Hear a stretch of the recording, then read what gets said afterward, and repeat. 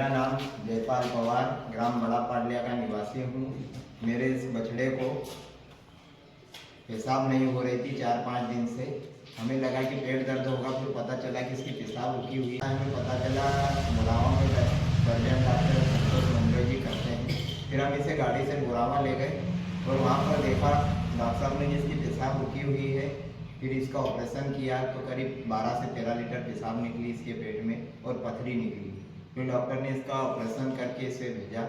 अब कीड़ा बिल्कुल स्वस्थ है। नमस्कार, मैं डॉक्टर संतोष मंडलोई। गाय के इस बछड़े में जो केस है वो एक रिटेंशन ऑफ यूरिन यानी पेशाब बंद का केस है।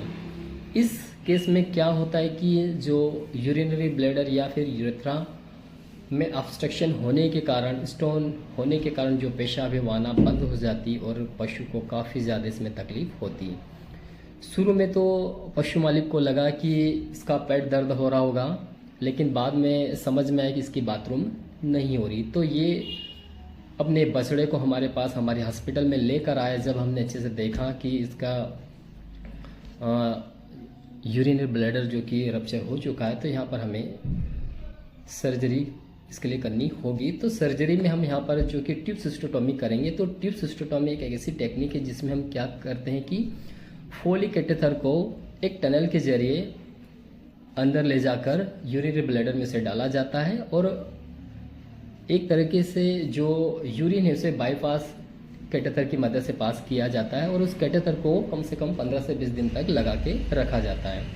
तो यहाँ पर जो हमने इंसिजन दिया है प्रीप्यूबिक रीजन में रूडिमेंट्री टीथ के वहाँ पर, तो जैसे इंसिजन दिया तो काफ़ी ज़्यादा जो यूरिन जो कि एब्डामन में इकट्ठा हो रखी थी, क्योंकि जो ब्लैडर था वो तो रप्चर हो ही चुका था, तो कम से कम 5 से 6 लीटर से भी ज़्यादा यहाँ पर यूरिन निकली होगी।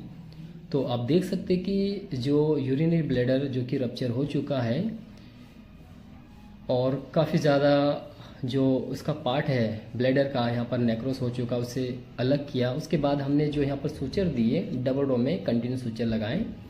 अब यहाँ पर जो फोलिक कैटेथर है उसको अंदर करने के लिए यहाँ पर इस तरह से लॉन्ग आर्टरी फोर्सेप की मदद से इस तरह से टनल बनाया गया और उसे धीरे धीरे इस तरह से अंदर खींचा गया।